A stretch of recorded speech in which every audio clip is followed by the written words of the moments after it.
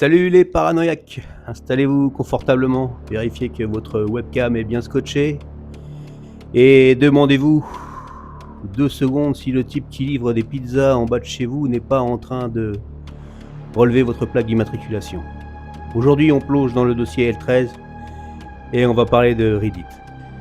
Oui, Reddit, ce magnifique caniveau du web où l'on trouve à la fois des mèmes, petits chats mignons, des débats d'experts sur le sens de la vie et des réseaux de tueurs à gages internationaux. Ben voyons, c'est tellement plus pratique qu'un rendez-vous discret dans un parking souterrain de Genève.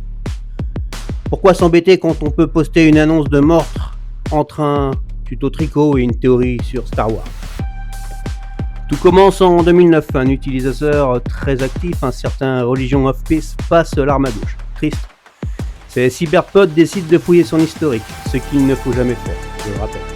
Rester digne, et il tombe sur un site web qu'il gérait, Laxity Quet Kids. Au premier abord, un vieux site d'images pour adultes, un truc de vieux pervers des années 2000, codé avec des pieds. Sauf que les internautes ont eu la bonne idée de regarder le code source de la page.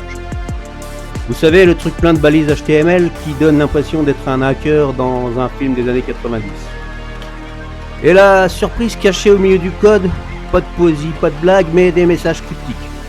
Des listes d'hôtels, des plannings, des réclamations sur des contrats non remplis, et des phrases du genre « le colis a été livré à Dubaï ». Spoiler, on ne parlait pas d'une commande Amazon en retard. Mais le summum du génie criminel ou de la paranoïa collective, choisissez votre camp. C'est la fameuse fête d'anniversaire. Dans le code, les mecs planifient une fête pour les 40 ans de l'oncle John, dans un hôtel chic.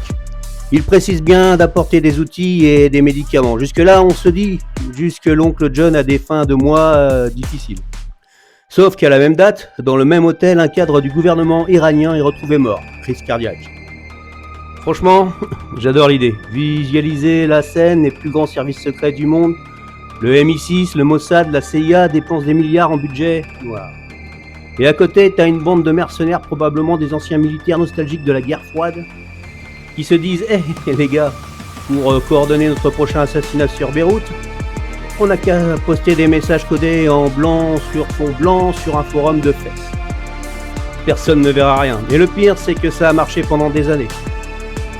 James Bond a pris un sacré coup de vieux et il s'appelle juste DD93 derrière son clavier.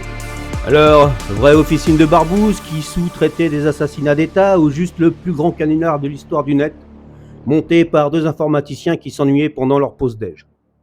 La vérité, c'est que le site a été nettoyé de fond en comble quelques jours après la découverte par les utilisateurs de Reddit. Pas de traces, plus d'oncle John, juste une page blanche. Alors la prochaine fois que vous traînez sur un site un peu louche avec des pop-up bizarres, réfléchissez-y à 2 fois avant de cliquer sur « Fermer la fenêtre ». Vous êtes peut-être à un clic d'annuler un coup d'État au Venezuela, ou d'acheter des pilules pour dormir, ce qui au fond revient un peu au même pour l'oncle John. Allez, restez éveillés, ne gobez pas toutes les pilules qu'on vous donne et à la prochaine pour un autre dossier L13. Ciao. Bienvenue dans un monde où tout est vrai, mais tout semble faux. Ne crois pas, mais sois.